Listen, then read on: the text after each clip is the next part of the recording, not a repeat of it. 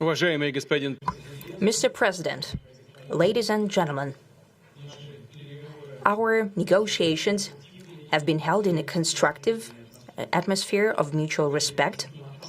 We have very thorough negotiations that were quite useful. I would like to thank once again my American counterpart for the proposal to travel out here to Alaska.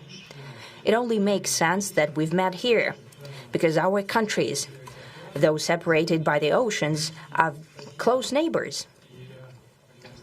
So when we've met, when I came out of the plane and I've said, "Good afternoon, dear neighbor. Very good to see you.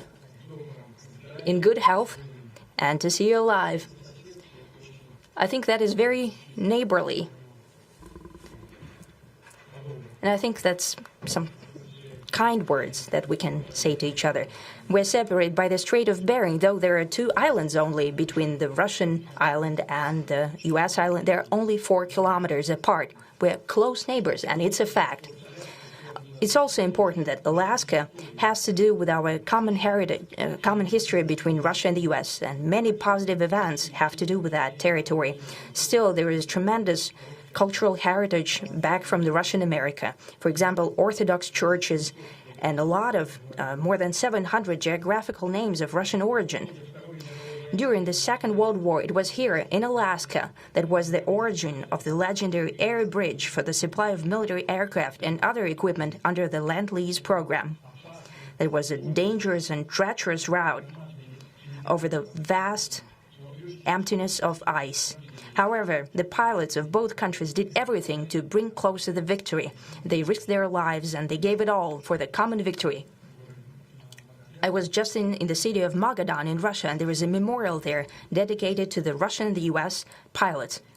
And there are 2 flags, the U.S. flag and the Russian flag. And I know that here as well there is such a memorial. There is a military burial place several kilometers away from here. The Soviet pilots are buried there who died during that dangerous mission. We're thankful to the citizens and the government of the U.S. for carefully taking care of their memory. I think that's very worthy and noble.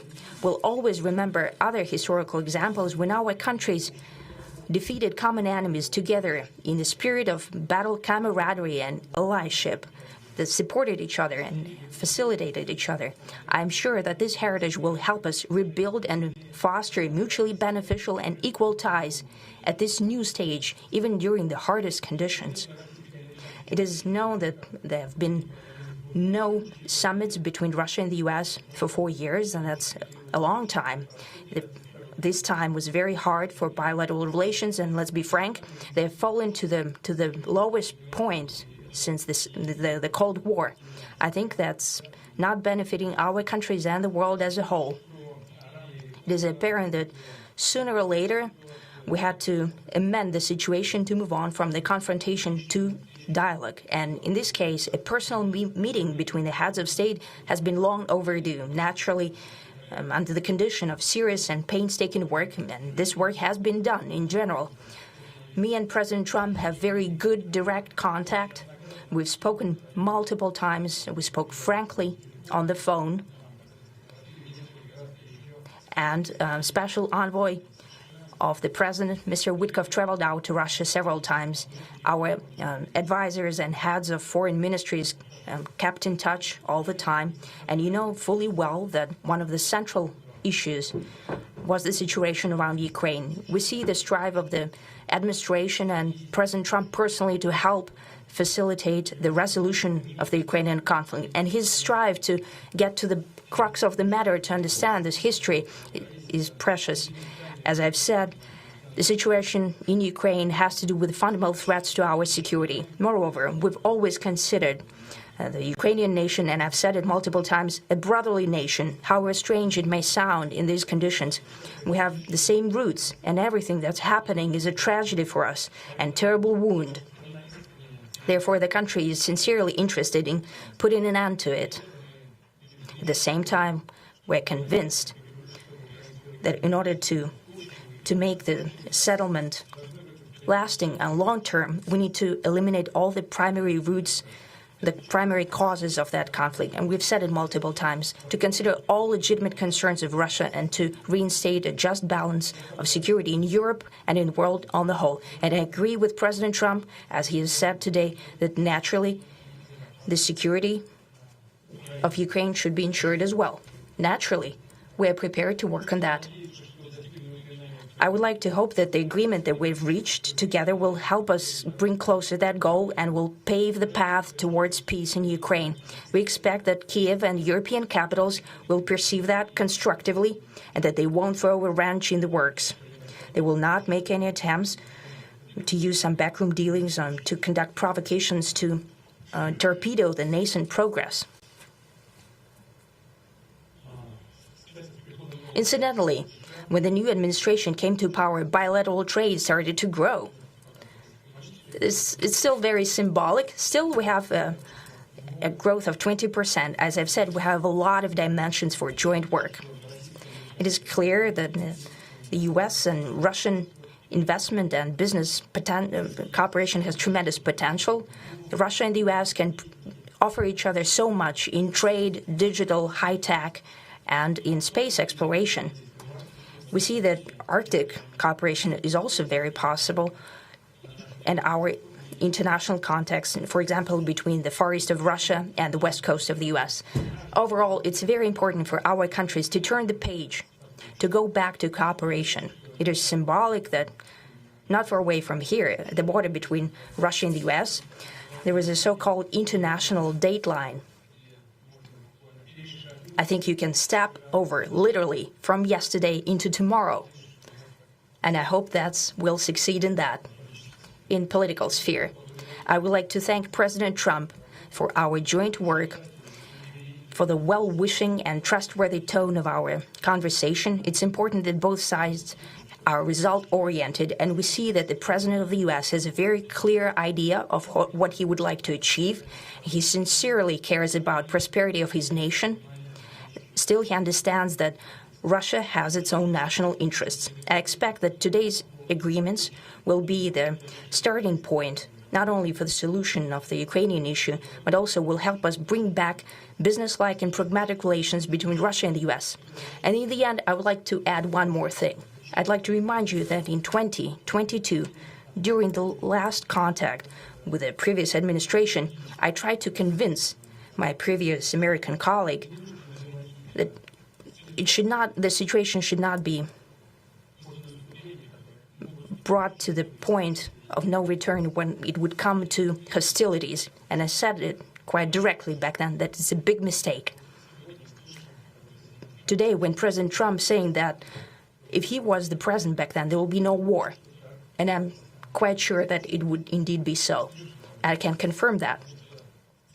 I think that overall, me and President Trump have built a very good, business-like and trustworthy contact.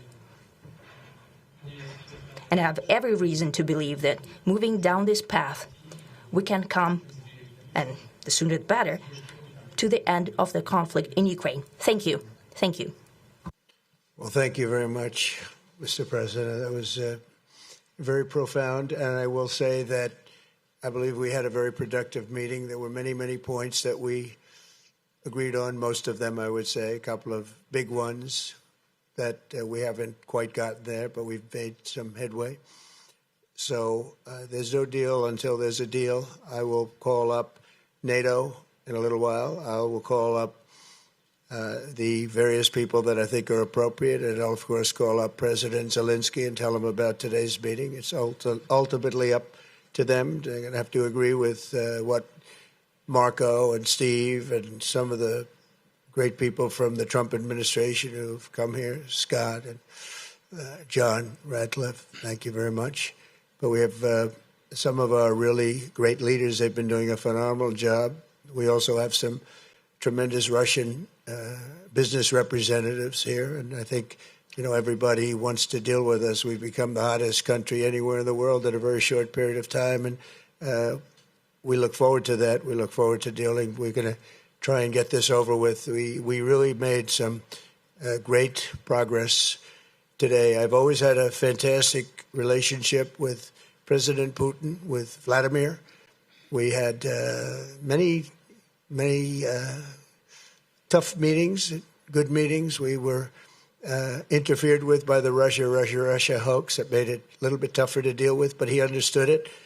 I think he's probably seen things like that during the course of his career. He's seen it all. But we had to put up with the Russia hoax. He knew it was a hoax, and I knew it was a hoax. But what was done was very criminal. But it made it harder for us to deal as a country in terms of the business and all of the things that we'd like to have dealt with. But we'll have a good chance when this is over. So just to put it very quickly, I'm going to start making a few phone calls and tell them what happened. But we had an extremely productive meeting, and many points were agreed to. There are just a very few that are left. Some are not that significant. One is probably the most significant, but we have a very good chance of getting there. We didn't get there, but we have a very good chance of getting there. I would like to thank President Putin and his entire team, who I know in many cases, other than that, whose faces I get to see all the time in the newspapers. You're almost as famous as the boss, but especially this one right over here.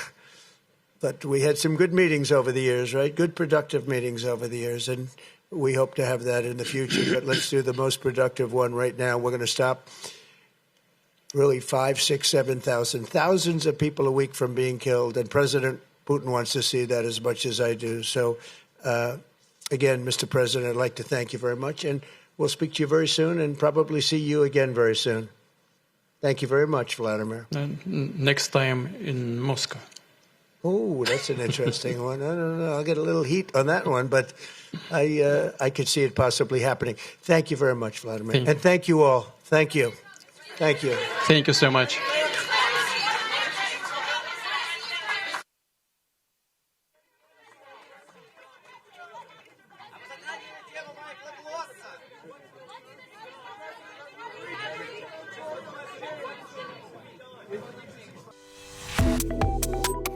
Subscribe to Oneindia and never miss an update. Download the Oneindia app now.